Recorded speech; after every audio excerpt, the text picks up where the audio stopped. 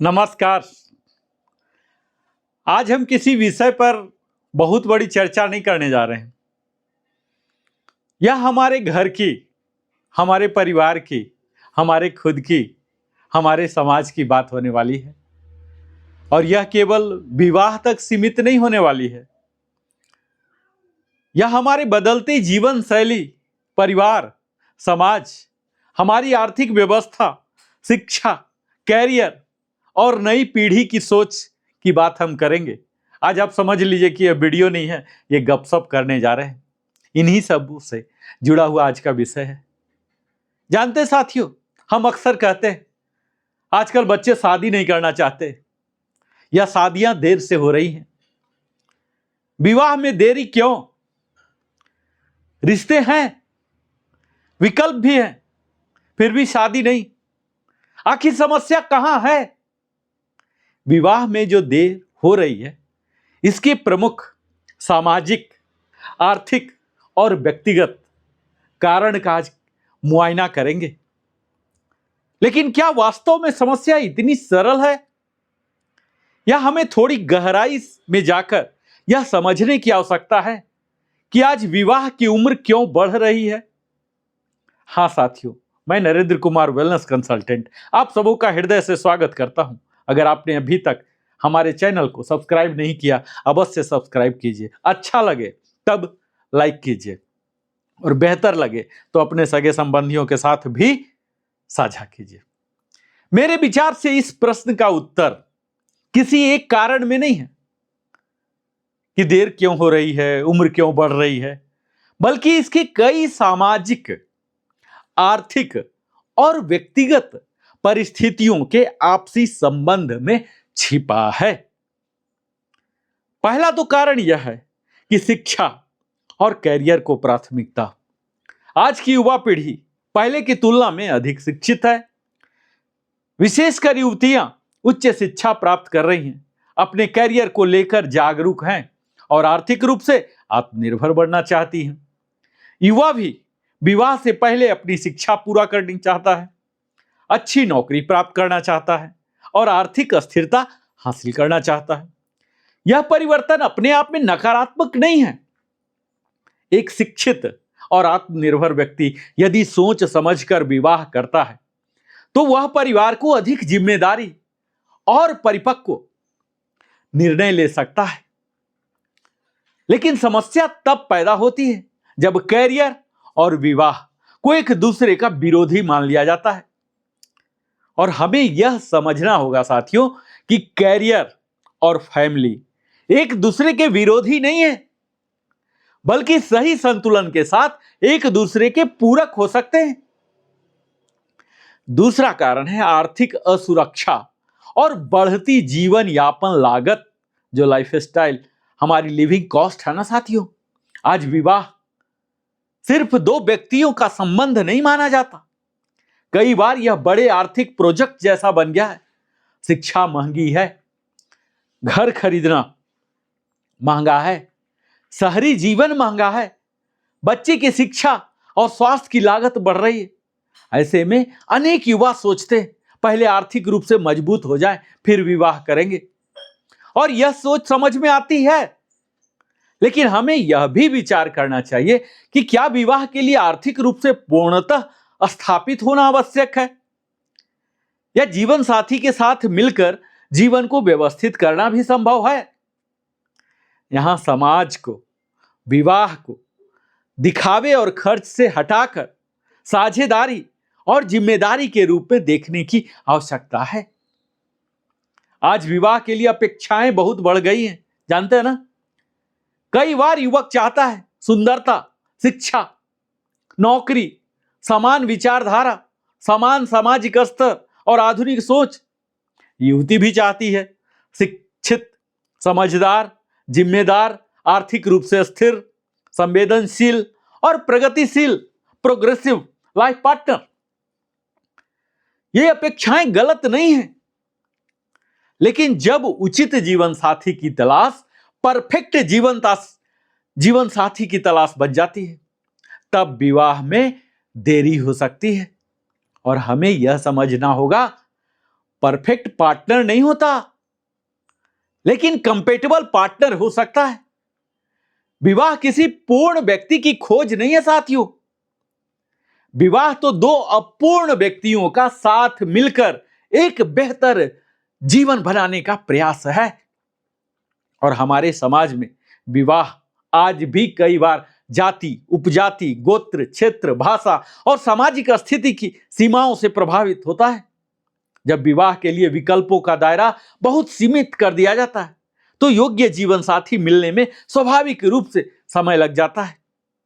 यहां हमें एक गंभीर प्रश्न पूछना चाहिए, क्या हमारी प्राथमिकता केवल सामाजिक समानता होनी चाहिए, या वैचारिक सामान्यता, चरित्र, शिक्षा, संस्कार और आपसी सम्मान को भी सम्मान देना जरूरी है? सामाजिक परंपराओं और सांस्कृतिक पहचान का सम्मान करते हुए भी हम यह सुनिश्चित करना चाहिए कि वे मानवीय संबंधों और व्यक्तिगत निर्णयों के रास्ते में अनावश्यक बाधा न बने। जानते साथियों, पहले विवाह केवल दो व्यक्तियों का नहीं बल्कि दो परिवारों का संबंध माना जाता था। और आज महानगरों में न्यूक्लियर फैमिली का चलन बढ़ रहा, संयुक्त परिवार से न्यूक्लियर फैमिली की ओर परिवर्तन, युवा अपने निर्णय स्वयं लेना चाहते हैं। इससे व्यक्तिगत स्वतंत्रता बढ़ी है, लेकिन परिवार की भूमिका कुछ हद तक कम हुई है। पहले परिवार विवाह तय करने में सक्रिय भूमिका निभाता था, आज युवा स्वयं निर्णय लेना चाहता है। यह बदलाव स्वाभाविक है, लेकिन यहां एक संतुलन आवश्यक है। निर्णय युवा का हो सकता है, लेकिन परिवार का अनुभव भी मूल्यवान है। हमें फैमिली प्रेशर नहीं बल्कि फैमिली सपोर्ट की आवश्यकता है। और अगला कारण है व्यक्तिगत स्वतंत्रता और हमारी जो बदलती जीवन शैली है ना साथियों, आज की पीढ़ी अपने जीवन के निर्णय स्वयं लेना चाहती है। वह पहले शिक्षा, कैरियर, यात्रा, व्यक्तिगत विकास और आत्मनिर्भरता को महत्व देती है। यह स्वतंत्रता सकारात्मक है, लेकिन इसके साथ एक नई चुनौती भी सामने आई है, कमिटमेंट से डर। कुछ लोग विवाह को जिम्मेदारी और स्वतंत्रता के रूप में देखने लगे हैं, और यह सोच भी विवाह में देरी का कारण बन सकती है। इसलिए हमें विवाह को बंधन के रूप में नहीं बल्कि समानता, साझेदारी और सहयोग के रूप में समझने की आवश्यकता है। और आज हमारे जीवन में सोशल मीडिया और डेटिंग कल्चर का क्या प्रभाव है, इससे आप अवगत होंगे ही साथियों। डिजिटल टेक्नोलॉजी ने लोगों को जोड़ने के अवसर जरूर बढ़ाए हैं, लेकिन इसके साथ विकल्पों की संख्या भी बढ़ गई है। कई बार व्यक्ति सोचता है शायद इससे बेहतर कोई और मिल जाए, और इस मानसिकता को आधुनिक मनोविज्ञान में कहते हैं चॉइस ओवरलोड। ये जैसी अवधारणा से समझा जा सकता है। जब विकल्प बहुत अधिक होते हैं ना, तो निर्णय लेना जानते हैं बहुत कठिन हो जाता है। साथ ही सोशल मीडिया पर दिखने वाली जो परफेक्ट लाइफ होती है, वास्तविक जीवन में तुलना में अवास्तविक अपेक्षाएं भी पैदा कर सकती है। इसलिए हमें यह समझना होगा कि इंस्टाग्राम पर दिखने वाले जो परफेक्ट कपल होते हैं ना, और वास्तविक जीवन का सक्सेसफुल कपल एक ही चीज नहीं है। सफल विवाह फोटो से नहीं बल्कि विश्वास, संवाद, सम्मान और जिम्मेदारी से बनता है। और आज निगेटिव देख ही रहे होंगे कि क्या तलाक और वैवाहिक संघर्ष की जो बढ़ती चर्चाएं हैं ना, इसके वजह से आज युवा विवाह के निर्णय को अधिक गंभीरता से लेते हैं। वे सोचते हैं अगर विवाह सफल नहीं हुआ तो तलाक की जो बढ़ती घटनाएं हैं, वैवाहिक तनाव है और पारिवारिक विवादों की खबरें भी युवाओं को सावधान करती है। और यह सावधानी सकारात्मक भी हो सकती है, क्योंकि विवाह जल्दीबाजी में करने से बेहतर है कि व्यक्ति सोच समझकर निर्णय ले। लेकिन हमें यह भी ध्यान रखना चाहिए कि विवाह का उद्देश्य केवल गलत व्यक्ति से बचना नहीं है, बल्कि सही व्यक्ति के साथ स्वस्थ संबंध बनाना सीखना भी है। इसलिए विवाह पूर्व संवाद, भावनात्मक परिपक्वता और रिलेशनशिप एजुकेशन की आवश्यकता बढ़ रही है। तो अभी तक तो हम कारण की बात कर रहे थे, समस्याओं को आइडेंटिफाई करने का प्रयास कर रहे थे, पर मैं सदैव अपने वीडियो में समाधान लेके आता हूं, टेक अवे लेके जाता हूं कि इस वीडियो के बाद भी आपके मस्तिष्क पर अंकित हो जाए। तो अब हमारा प्रश्न यह नहीं होना चाहिए कि आजकल शादी देर से क्यों हो रही है, बल्कि हमें यह पूछना चाहिए कि हम ऐसा सामाजिक वातावरण कैसे बनाएं जहां युवा सही उम्र में सही समझ के साथ अपनी स्वतंत्र इच्छा से और जिम्मेदारी पूर्वक विवाह का निर्णय ले सके। इसके लिए कुछ महत्वपूर्ण कदम उठाने होंगे। सबसे पहला तो यही होगा कि शिक्षा और कैरियर के साथ जीवन संतुलन। युवाओं को यह समझना होगा कि शिक्षा और कैरियर महत्वपूर्ण है, लेकिन व्यक्तिगत और पारिवारिक जीवन भी हमारे जीवन की पूर्णता का हिस्सा है। दूसरा है विवाह को खर्च और दिखावे से मुक्त करना। विवाह को सामाजिक प्रतिष्ठा का प्रदर्शन नहीं, बल्कि जीवन की साझेदारी बनाना होगा। सिंपल मैरिज, स्ट्रॉन्ग रिलेशनशिप और अवास्तविक अपेक्षाओं को हमें कम करना होगा। कई बार जीवन साथी की खोज में चरित्र, संस्कार, मानसिक अनुकूलता और सम्मान को प्राथमिकता देनी चाहिए। आज परिवार की भूमिका भी बदल रही है। परिवार को निर्णय थोपने के बजाय मार्गदर्शक और सहयोगी की भूमिका निभानी होगी। युवाओं को रिलेशनशिप स्किल सिखाना होगा। Communication, emotional intelligence, conflict resolution और फाइनेंशियल प्लानिंग जैसी जीवन कौशल शिक्षा भी आवश्यक है। जातीय और सामाजिक सीमाओं पर स्वस्थ संवाद हो। सामाजिक एवं सांस्कृतिक पहचान का सम्मान करते हुए हमें यह भी देखना पड़ेगा कि विवाह का आधार मानवीय मूल्य, चरित्र, संस्कार और आपसी सम्मान हो, और विवाह को पार्टनरशिप के रूप में देखना। पति पत्नी का संबंध स्वामी और सेवक का नहीं है, बल्कि समान भागीदारों का होना चाहिए। विषय पर एक सकारात्मक और रचनात्मक पहल कर सकते हैं।